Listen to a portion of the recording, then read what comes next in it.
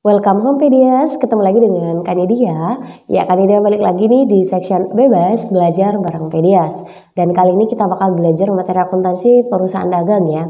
Kemarin Kanidia udah buatin video tentang cara menjurnal versi orang LIFO perpetual, FIFO perpetual, dan average perpetual. Dan sekarang kita akan masuk ke metode yang kedua yang bisa jadi opsi. Dan ini adalah metode yang lebih common kita gunakan, yaitu metode periodik. Apakah itu baik itu LIFO, FIFO ataupun average dari periodik. Nah, pertama-tama kita akan menggunakan pendekatan yang paling common dulu.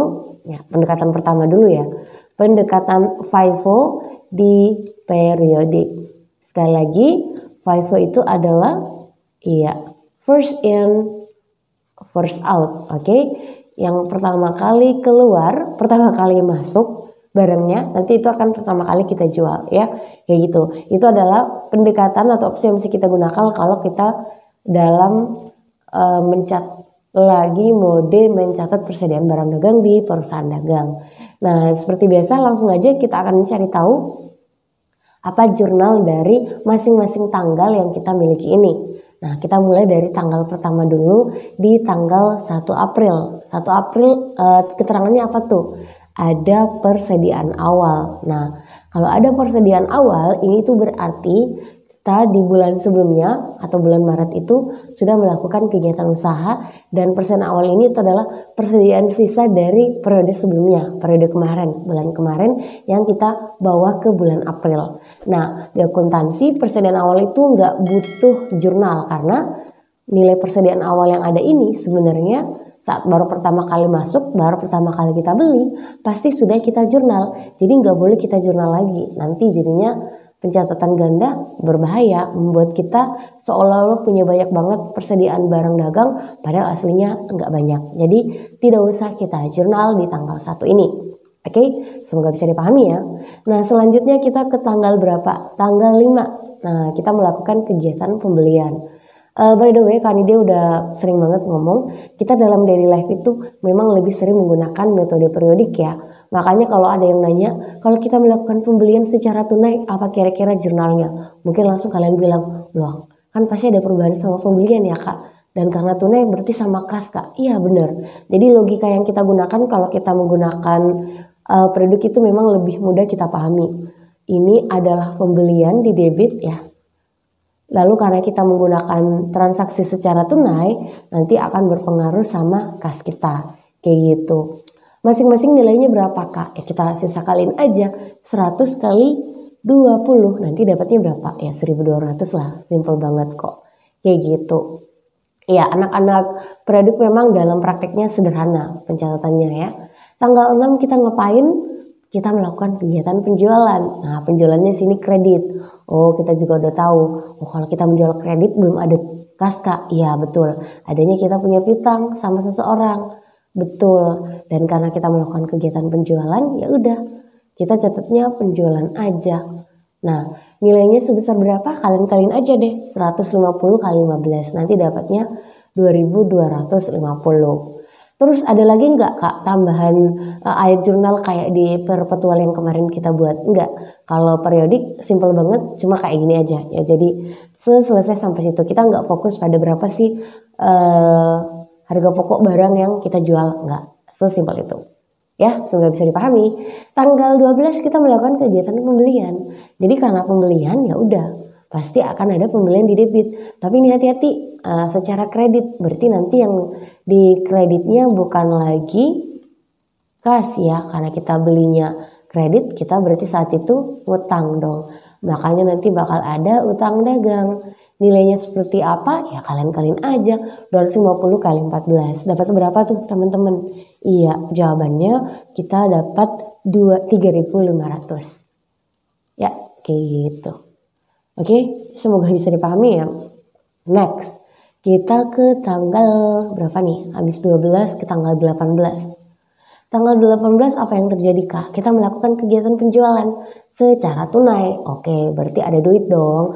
Berarti ada kas. Nah, karena melakukan kegiatan penjualan ya kita lapornya penjualan. Kayak gitu. Sebesar berapa? Kalian aja. Si 300 kali 17. Dapatnya berapa? Iya, 5.100. 100. Kayak gitu.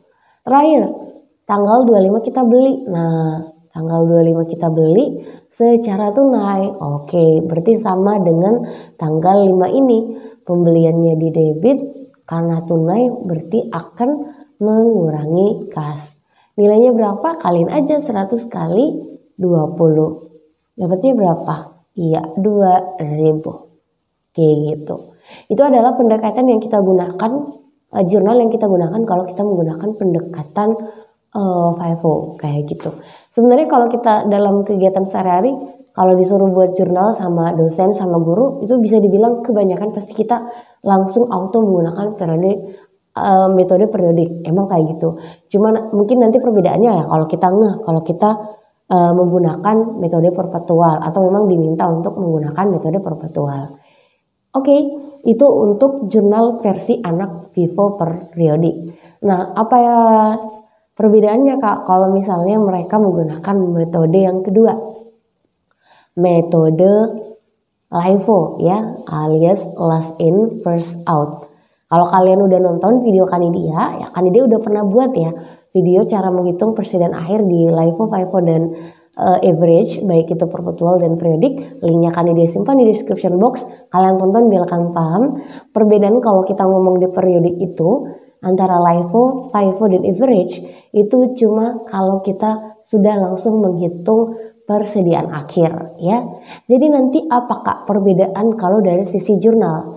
Berita gembiranya adalah nggak ada perbedaan antara pendekatan LIFO dengan FIFO kalau kita lagi membuat jurnal ya, jurnal umum, jurnal khusus ya, nggak ada perbedaan karena kita hanya fokus kalau di LIFO dan FIFO itu di persediaan akhir. Sementara di sini kita nggak butuh tahu persediaan akhir itu. Memang persediaan akhir kita butuhnya kapan Kak? Kalau kita buatin jurnal penyesuaian ya. Nanti kita buat jurnal penyesuaian, efeknya sampai kemana Kak? Ya kalian kalau nonton video Kanidia kemarin nanti bisa tahu perbedaannya, nanti bisa disampai harga pokok penjualan di HPP.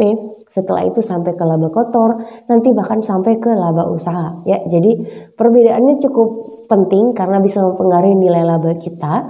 Tapi kalau by jurnal, berita gembiranya kita nggak ada perbedaan antara anak-anak LIFO, FIFO ataupun average ya, LIFO, FIFO dan average. Jadi kalaupun Kanidia ganti juga di sini jadi average ya, average periodik, itu juga nggak ada perbedaan teman-teman dari sisi penjurnalan di awal ya. Sekali lagi perbedaannya nanti baru kalian akan temukan kalau kita udah buat jurnal penyesuaian. Karena nanti di jurnal penyesuaian salah satu yang kita buat jurnal penyesuaian adalah persediaan barang dagang akhir. Nah nanti di situ versi anak LIFO, FIFO dan average persediaan akhirnya itu berbeda. Karena perbedaan angka, maka perbedaan jurnal nanti akan kita temukan. Tapi kalau yang di sini masih di awal itu nggak ada perbedaan, kayak gitu. Ya, pokoknya kalau kalian udah nonton video Kanidia, nanti ditonton lagi ya yang belum paham tentang FIFO, LIFO ataupun average, baik itu perpetual, periodik, itu insya Allah udah bisa dipahami ya. Jadi Kanidia udah nggak bakal ngulang lagi bagaimana cara menghitung persediaan akhir, bukan tempatnya di sini, tempatnya ada di video yang satunya, kalian tonton. Dan itu kalau periodik insya Allah lebih mudah dibandingkan perpetual yang memang lebih kompleks. Kenapa seperti itu ya? Karena pandangan mereka berbeda. Dan memang dalam daily life kita memang lebih sering menggunakan periodik aja. Kayak gitu. Ya, kan dia rasa udah cukup untuk video kali ini. Semoga kalian paham. Dan kalau kalian senang, bantu support Kanidia dengan cara di subscribe, like, dan share sebanyak-banyaknya ke teman-teman kalian. Biar kita bisa saling berbagi ilmu yang bermanfaat. Sehat selalu PDS dan jangan lupa bersyukur. Alhamdulillah. Sampai jumpa di video Kanidia yang lain. Assalamualaikum.